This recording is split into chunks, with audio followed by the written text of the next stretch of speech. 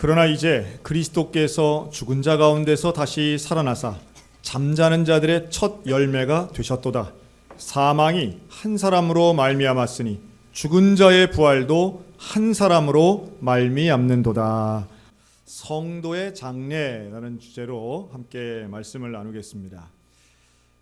지금 현재 우리 대한민국에서 이루어지고 있는 장례 예식은 과거에는 지역 간의 편차도 좀 있었고 집안 간의 차이도 있었지만 지금은 전국 어디를 가나 거의 비슷한 분위기와 동일한 절차로 진행되는 것을 보게 됩니다.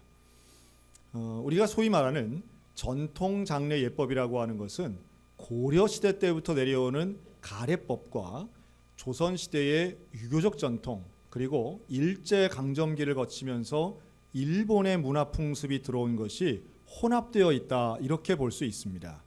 그래서 이런 걸 왜 하지? 이게 왜 필요하지? 사실은 일일이 고민하고 따지는 과정을 우리는 생략하기 일쑤인데요. 그런 면에서 어떤 이렇게 해야 된다, 장례는 이렇게 해야 된다고 이야기하는 소위 집안마다 있는 전문가 같은 분들도 사실은 정통과는 거리가 멀 때가 많습니다. 제가 이렇게 대화하다가 예를 드는 분들이 있습니다. 평소에는 잘 못 보다가 장례 때 나타나는 큰아버지들이 계십니다. 그러면 그분들이 에헴하면서 이렇게 해야만 된다라고 하며 상주나 혹은 자녀나 배우자가 원하는 것이 아닌 엉뚱한 방향으로 꺾어내는 집안의 어른들이 있을 때가 있는데요. 이러한 경우를 다 포함해도 사실은 전통이란 이름일 뿐 사실은 본인이 아는 한정적이고 제한된 제도라는 것을 먼저 말씀드립니다. 저도 이번 해피엔딩 프로젝트를 준비하면서 내가 참 무지했다, 참 모르는구나. 꼭 기독교적인 장례 예식이 아니더라도 우리는 그렇게 하고 있다고 생각하는 부분도 제대로 하려면 거의 불가능에 가까운 것이 유교적 전통이고 가례법이구나.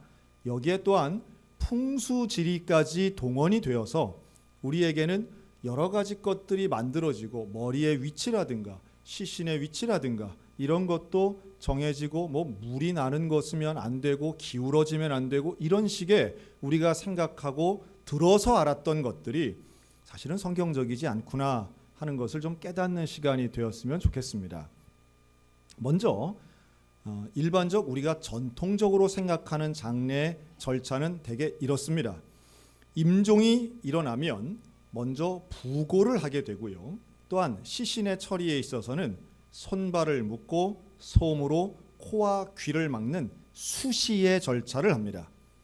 이때부터 유족들은 곡을 하기 시작하고요. 소렴, 대렴, 초번이라고 하는 표현을 쓰는데 이것은 시신을 처리하는 과정이기도 합니다. 이때에 아마 이걸 어릴 때 보신 분들이 혹시 계실지 모르겠는데요. 고인이 입었던 옷, 특히나 상의죠. 저고리를 들고 지붕 위나 마당에 나가서 그 저고리를 흔들었던 풍습도 있었습니다. 옛날 임금님이 돌아가셨을 때 하던 일인데요. 그러면서 3번 복을 외치는 고복의 절차를 하고 죽은 자를 위한 음식이라 해서 사자밥을 차려놓는 집안들도 있습니다. 옷을 갈아입습니다. 역복이라고 하는데요. 이걸 발상이라고도 합니다. 소위 말해 상복으로 갈아입는 것이죠. 그런데 그러기 위해서는 먼저 시신을 닦고 염포로 묶는 습을 합니다. 이것을 우리는 염습이라고도 하죠. 21개의 끈으로 묶는 소련, 그리고 몸을 전체적으로 묶는 대렴, 그리고 얼굴과 발끝, 손끝을 모든 걸 천으로 가리는 3배의 천으로 둘둘 말아서 완전히 미라처럼 만들어버리는 초번을 합니다. 이럴 때에 시신의 입에는 엽전이나 쌀을 넣는 반함의 절차를 하는 경우도 있습니다. 영구를 상여로 옮기는 천구, 그리고 영구를 장지로 옮기는 발인, 죽은 영혼을 돌보는 제사를 우제라고 하는데요. 가장 먼저 드리는 제사는 초우, 다음 날 드리는 제사가 제우, 셋째 날 드리는 제사가 사무가 됩니다. 그래서 우리가 소위 말한 사무제다라고 하는 것은 죽은 영혼을 고인이 된 분을 3일째 찾아가서 드리는 제사를 의미하고요. 3개월 후에 드리는 제사가 졸곡, 1주년에 드리는 제사가 소상, 2년 만에 드리는 것이 대상, 그리고 3년 만에 탈상을 하게 되는 것입니다. 이렇게 말씀을 드리지만 제가 전문가가 아니기 때문에 정확하지 않을 수 있다는 것을 먼저 말씀드립니다. 그러나 또 하나 제가 확실히 아는 것은 이 정도 아는 분도 이 자리엔 별로 없을 거라는 거죠. 이걸 알아야만 되느냐라고 하면 저는 다들 몰랐으면 좋겠습니다. 그러나 반드시 장례가 시작이 되면 이런 내용들을 가지고 분란을 일으키고 갈등을 일으키는 분들이 있는 집안이 제법 많기 때문에 먼저 말씀을 드리는 거죠. 장례의 방법은 종교마다, 지역마다, 시대마다 달라집니다. 또한 시대에 따라서 변천되는 장례 절차의 변화 속도는 대한민국만큼 빠른 나라가 있을까 싶습니다. 그 중에 아주 대표적인 것 하나가 바로 매장에서 화장이 된 것입니다. 불과 20년 전만 해도요, 얼어붙은 겨울에 그 땅을 파기 위해서 고생했던 기억, 비 오는 날 소나기를 맞아가며 산꼭대기까지 관을 운구했던 기억이 생생합니다. 찬 겨울바람 맞아가며 선산 꼭대기에서 주민들과 함께 상여를 메고 가고 제가 맨 앞에서 찬송을 부른 적도 있었고요. 어이야 저이야 따라 부르는 후렴구를 붙이는 동네 주민들 앞에서 제가 성경을 들고 찬송을 불렀던 그 기억. 앞으로 이걸 계속해야 되나라고 했지만 불과 몇 년 안 있어서 화장으로 문화가 바뀌는 충격적인 모습을 봤습니다. 지금 우리 대한민국의 화장률은 95% 가까이 됩니다. 전국에 있는 59개의 화장시설을 통해서 한 해에 31만 건 이상 화장을 합니다. 혹시 기억하시는 분들은 제가 지난주 설교 때 우리나라에서 1년에 돌아가시는 분이 약 30만 명이라고 했는데요. 어떻게 화장은 31만 건이 되느냐? 이장을 할 때에 화장을 많이 하십니다. 그리고 조금 다른 이야기이긴 하지만 요즘은 반려동물 화장도 많이 합니다. 이런 것들을 생각해 보면 그 화장을 할 때에 어떻게 이렇게 인식 변화와 실제 삶의 변화가 일어날 수 있었을까? 물론 여기에는 신념의 변화가 있습니다. 또한 합리적인 변화도 있었습니다. 즉 좁아터진 국토에 무덤으로 가득 채울 일이 있느냐? 아마 이런 표 보셨을 겁니다. 사람들이 설득이 되지요. 그리고 지도자급에 있는 분들이 모범을 많이 보이셨습니다. 하지만 제가 개인적으로 볼 때 매장이 화장되고 또한 최근 제사 문화가 옛날 같지 않게 수적으로 양적으로 질적으로 축소되고 있는 가장 근본적인 이유는 제 개인적인 의견입니다. 그것은 바로 편리성입니다. 사람들은 더 이상 힘들게 준비하고 음식을 마련하고 옷을 기워 입고 곡을 하고 시간을 투자하는 것에 부담을 느끼는 시대에 우리가 살고 있는 것이죠. 그 예로 여러분 우리나라는 95%가 화장을 하지만 다른 나라는 어떨까요? 여러분 유럽 사람들 화장 그렇게 많이 안 합니다. 미국인들도 화장을 그렇게 많이 안 합니다.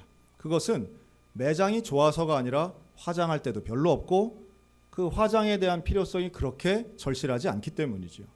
근데 우리는 순식간에 이 문화가 바뀌었습니다. 그리고 이것을 당연하게 받아들이고 오히려 납골조차도 그것도 번거롭다. 자연장, 수목장 또는 아예 없애버리는 것이 요즘의 대세이고요. 최근에 등장한 것은 스마트 장례도 나왔습니다. 가상현실이죠. 아예 가지도 않는 겁니다.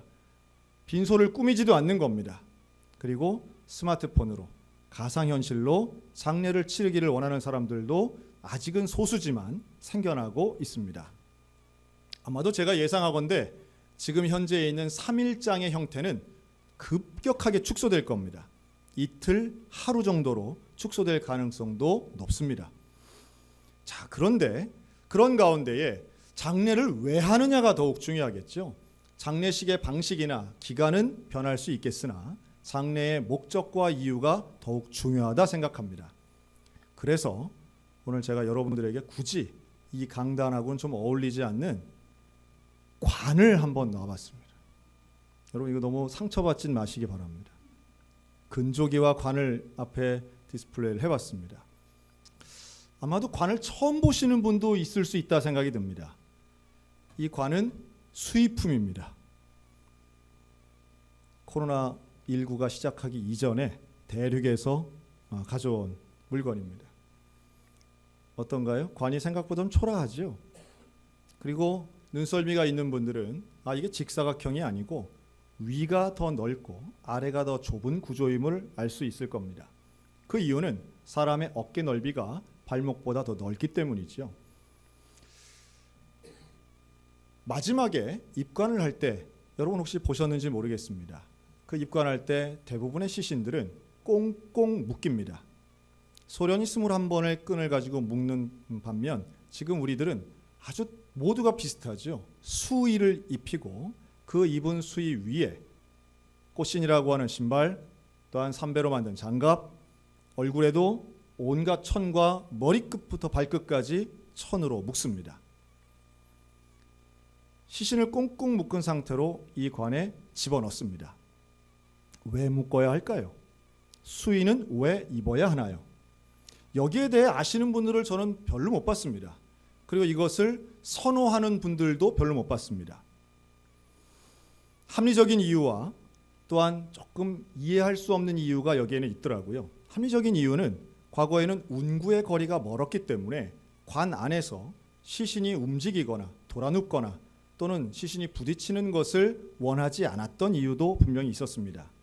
그러나 또 하나 좀 믿기 힘든 이야기이긴 한데요. 매장을 했던 이유와 비슷한데 질병 때문에 돌아가시는 분들을 서둘러 매장을 하다 보니 이 무덤 안에서 나오시던 분들도 있더라는 거예요. 완전히 사망이 안 됐던 거죠. 그러나 또 하나 중요한 시각이 있습니다. 이건 바로 죽으면 죄인 취급을 하는 시각입니다. 그래서 수의라고 하는 것도 이것을 목숨 숫자를 쓰는 수의를 최근에는 그렇게 표기하지만 일제강점기 때에 조선시대 때는 수의를 입지 않았다고 합니다. 일제강점기 때에 수의 문화가 생길 때는 이건 명백한 죄수가 입는 옷이라는 거예요. 그래서 이 부분은 죽은 자는 결국 죽는 것 자체가 참으로 흉한 일이고 이것은 왠지 보아서도 또는 만져서도 안 되는 나쁜 일로 치부했다는 겁니다. 그러다 보니 입관의 시간에는 어린아이를 보지 못하게 하고요.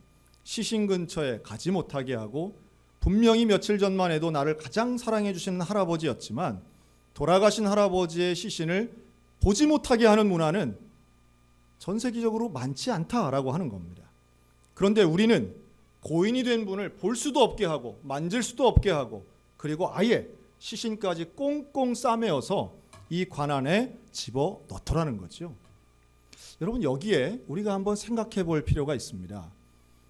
물론 외국의 예는 좋을 수도 있고 좋지 않을 수도 있겠으나 우리 입장에서는 마지막까지 온전해지게 내가 뭐 바쁘니까 전화 받으실 수도 있는데요.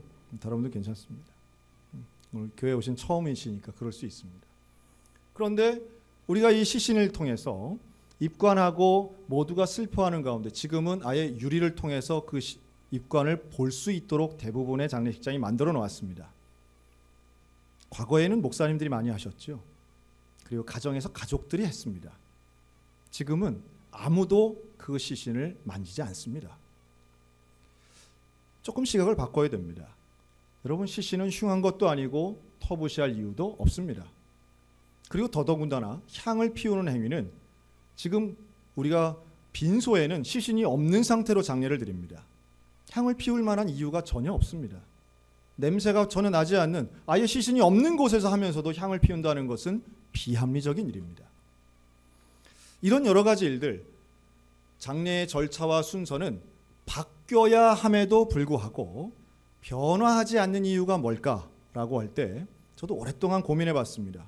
이것을 1대1로 만나 이야기하면 여기에 대해서 절대 불가를 얘기하시는 분들은 별로 없어요. 하지만 가족 안에 기독교식 예식을 거절하는 제일 큰 이유 중에 하나는 바로 가족 간의 갈등입니다. 타종교인이 있을 수 있고 또는 기독교에 대한 반감을 가지고 있는 분들도 제법 있을 수 있습니다. 그렇기 때문에 좋은 것 알지만 분란을 일으키기 싫어서 결국 결론은 어떻게 나느냐 하면 남들 하는 대로 우리도 한다. 혹은 장례식장이나 병원, 장례 지도자가 이야기하는 대로 하는 것이 지금의 대부분의 현실이라는 거죠.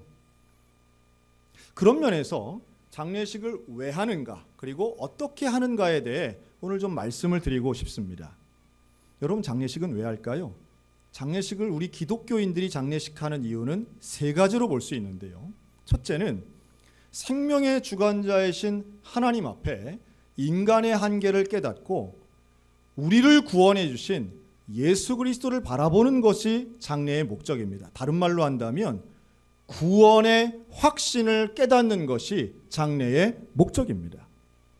장례는 죽은 자를 위한 것이 아니라 산 자를 위한 것입니다. 그곳에 죽은 자의 영혼은 있지 않습니다. 유족들을 위한 것이죠. 타인의 죽음을 통해, 그것이 아무리 사랑하는 나의 가족이라 할지라도 타인의 죽음을 통해 우리는 내 생명도 끝나는 것이고 나에게도 언젠간 죽음의 순간이 오는데 구원받은 예수 그리스도를 통해 구원받는 일이 그래서 중요하다는 것을 깨닫는 시간이 장례가 돼야 됩니다. 그래서 좋은 장례의 설교는 결국 예수님을 알게 하는 것입니다. 그 자리에 있을 소수라도 예수를 아직 알지 못하고 구원받지 못한 사람이 있다면 장례를 통하여 예수님을 알고 구원의 길로 나아가게끔 하는 것, 이게 장례의 첫 번째 목적이죠. 두 번째는 위로의 이유가 있습니다. 이별의 순간이 슬픈 것이지요. 그런데 죽음으로 인하여 생긴 슬픔을 위로할 수 있는 것은 오직 하나밖에 없는데 그것은 바로 예수 그리스도의 부활의 소망인 줄로 믿습니다. 잠자는 자들의 부활의 첫 번째 열매가 되신 그 예수 그리스도의 부활이야말로 오늘 우리들에게도 그 부활의 영광이 임한다라고 하는 믿음, 이것으로 장례의 슬픔을 위로받을 수 있다는 거예요. 우리의 부활은 예수님과 같은 부활입니다. 죽었다 살아난다는 뜻의 이 부활은 가장 온전하고 가장 영광된 존재가 된다는 의미이기도 합니다. 여러분, 우리에게 수많은 장례들이 경험될 수 있지만 그 장례를 통해서 부활의 소망을 바라보고 위로받는 저와 여러분들 되시기를 축원합니다. 그리고 마지막 세 번째는 이 장례를 통한 유족들이 결국은 나머지의 삶을 어떻게 살아가야 되느냐라고 하는 겁니다. 고린도서 15장 58절 마지막 절이죠. 더욱 견실하며 흔들리지 말며 항상 주의 일에 더욱 힘쓰는 자가 되라. 너희 수고가 주 안에서 헛되지 않은 줄 알미라. 사도 바울의 가르침은 명확합니다. 살아남은 사람들이 해야 할 일은 분명한데 항상 주의 일에 더욱 힘쓰는 자가 되라고 말씀하지요. 다시 말해 장례를 통해 유족들은, 살아있는 자들은 나의 남은 삶을 어떻게 살아가야 할까를 결단하는 시간이 되어야 된다는 겁니다. 그리고 그 삶은 사명을 따라 살아가는 삶이 되는 것이죠. 항상 주의 일에 힘쓰는 자가 되도록 유족들이 하나 되고 한 마음으로 서로 격려하고, 그리고 앞으로 부활하여 천국 가서 하나님 만나는, 그리고 내 사랑하는 돌아가신 분을 만나는 그 시간까지 나는 사명에 충실하게 살겠다. 여러분, 이걸 결단하는 기간이 장례인 것이죠. 그럼에도 불구하고 그러한 장례의 절차가 가족 간의 갈등이나 혹은 의견 차이 때문에 잘 일어나지 않을 때도 분명히 있습니다. 여러분, 그 문제를 어떻게 해결할까요? 제가 오늘 하나만 제안하려고 합니다. 가족 간에 일어날 수 있는 의견 충돌과 불화를 최소화하거나 없앨 수 있는 유일한 방법은 바로, 그럼 저를 따라해 주시기 바랍니다. 내 장례는 내가 결정한다. 여러분, 내 장례식의 순서와 절차와 원칙과 장소를 내 스스로의 의견을 피력하실 수 있었으면 좋겠어요. 그래서 그것을 오늘 주보 5면에 예시해 놓았습니다. 이것을 기독교식 천국 환송 사전 의향서라고 제목을 붙였습니다. 우리가 지난주에 연명 의료 사전 의향서가 있었던 것처럼 장례식에 대한 사전 의향서입니다. 여기에 원칙은 이렇습니다. 나는 그리스도인이다. 내가 이 세상을 떠나는 날은 천국으로 입성하는 영광스러운 날이다. 이에 천국으로 가는 장례 절차와 예식이 이렇게 진행되도록 다음과 같이 당부한다. 첫째, 나는 믿음으로 의인된 거룩한 하나님의 자녀다. 그리고 내 생의 마지막을 예배로 하나님께 영광을 돌리려 한다. 아무리 큰 형님이 제사 지내야 한다고 말하고 아무리 작은 아버지가 제사상 차려야 된다고 말해도 그때의 유족들이 우리 어머니가 원하는 건 예배예요. 우리 아버지가 소원한 건 기독교식이에요. 라고 하는 말을 할 수 있다면 장례는 분명히 단순화될 겁니다. 그리고 쓸데없는 갈등과 고민과 어려움이 훨씬 줄어들 것입니다. 나의 장례에 대해서 미루어 놓거나 혹은 외면하거나 알아서 하겠지가 아니고 내 장례를 이렇게 예배로 드려달라고 하는 명확한 의사표시를 하셨으면 좋겠다는 말씀이에요. 그리고 3번, 다시 부활할 잠자는 자이기에 얼굴, 손발, 나의 온몸을 묶지 않았으면 좋겠다. 나는 목사님이 주례하는 기독교식 예식을 원한다. 여러분, 이 부분은 제가 목사이기도 하지만 사실은 장례를 하다 보면 많은 것을 결정해야 됩니다. 슬퍼할 겨를이 없습니다.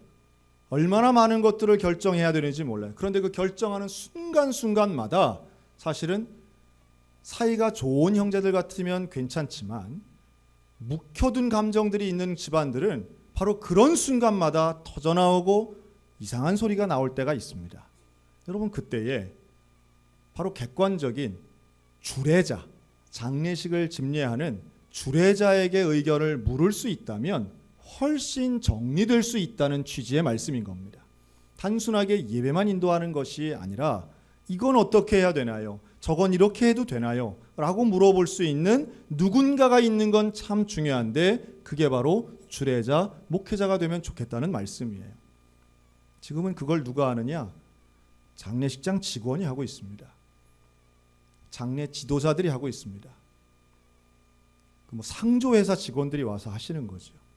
나쁜 건 아니에요. 그럴 수도 있다고 저는 봅니다. 하지만 우리들이 원하는 기독교적인 예배를 드리고 하나님 앞에 온전하게 천국 가는 과정에서 목회자가 할 수 있다면 그것 또한 의미가 분명히 있다라고 하는 거죠. 곡을 하지 말고 찬송가 틀어주기 바란다.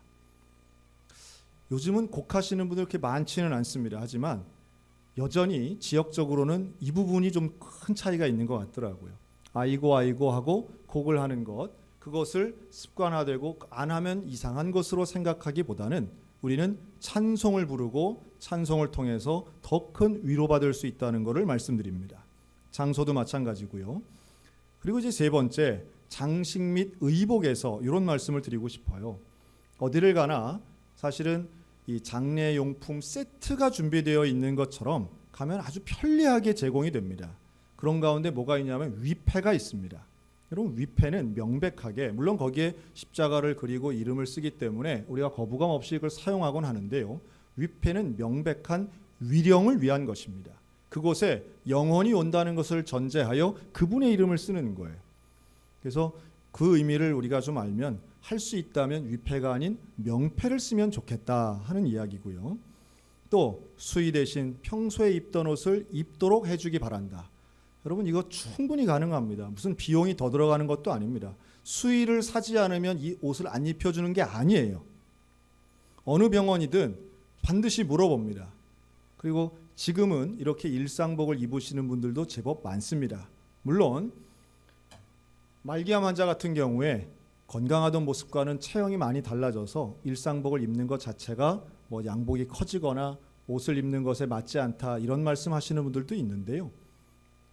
그러나 큰 걸로 따지면 수의만큼 큰 건 없습니다. 수의가 몸에 맞는 사람은 아무도 없습니다. 어쨌든 자기가 입던 옷이 작아지는 분들은 없기 때문에 그 옷을 입는 것도 좋겠고요. 또 최근에는 뭐 세마포 가운이라고 그래서 그거를 또 개발하는 기독교 장의사들도 있습니다. 결정할 수 있겠죠. 수의를 입지 말라는 뜻은 아닙니다. 입을 수도 있고 이렇게 할 수도 있다는 말씀을 드립니다. 향을 피우지 말고 꽃으로 사랑의 마음을 표해주기 바란다. 꽃장식은 가장 작게 만들어주기 바란다. 제사상 차리지 말고 주류를 사용하지 않기 바란다. 이건 좀 제 개인적인 의견이긴 한데요. 현대사회에서 모든 범죄의 시작점에 이 술이 들어갈 가능성이 상당히 높습니다. 지금 흡연율은 상당히 낮아지고 있고요. 그런데 술 마시는 것은 또 술로 인한 범죄는 줄어들 기미가 보이지 않습니다. 참 그 왜 그런지 제가 참 안타까운 일인데요. 목사인 제가 상주였던 저희 아버지 장례에도 오셔서 술을 찾는 분들이 계셨어요. 어떻게 상갓집에 술이 없냐는 거예요. 그런데 술을 마시고 나면 술에 취하게 되고, 제가 옛날 상갓집을 가보면은 담배 연기가 자욱한 가운데 밤새 고스톱 치던 모습, 밤새 술 마시던 모습이 늘 떠오르는데 그런 건 많이 사라졌습니다. 고스톱도 사라지고 도박도 사라지고 담배도 사라졌는데 여전히 술은 남아있는 것 같아요. 상주들이 술에 취해서 실수를 하시고 조문객들이 술에 취해 서로 싸우고, 여러분 이런 일들 사실은 술이 필요하다기보다는 서로 위로받기 위해서 있는 자리 아닐까요? 오히려 그것을 형제나 유족들이 원한다 할지라도 고인이 원치 않는다라고 하는 것이야말로 장례 절차의 제일 중요한 원리가 된다고 저는 봅니다. 이러한 어떤 자세한 부분까지도 우리가 잘 생각해서 기록할 수 있다면 이 유지를 받들어주는 자녀들이 오히려 그 원칙에 공감하고 하나가 될 수 있는 시간, 위로도 받고 마지막에 이런 게 바로 정말 진정한 의미의 계시지 않을 때 하는 효도라고 생각이 듭니다. 비싼 수의를 하고 화려한 관을 하는 것, 큰 많은 수백 송이의 꽃을 꽂아놓는 게 효도가 아니라 돌아가신 분이 정말로 어떤 것을 원하셨을까? 그리고 생명의 주관자이신 여호와 하나님은 무엇을 원하실까? 이것을 바라보는 게 참된 효도라는 뜻입니다.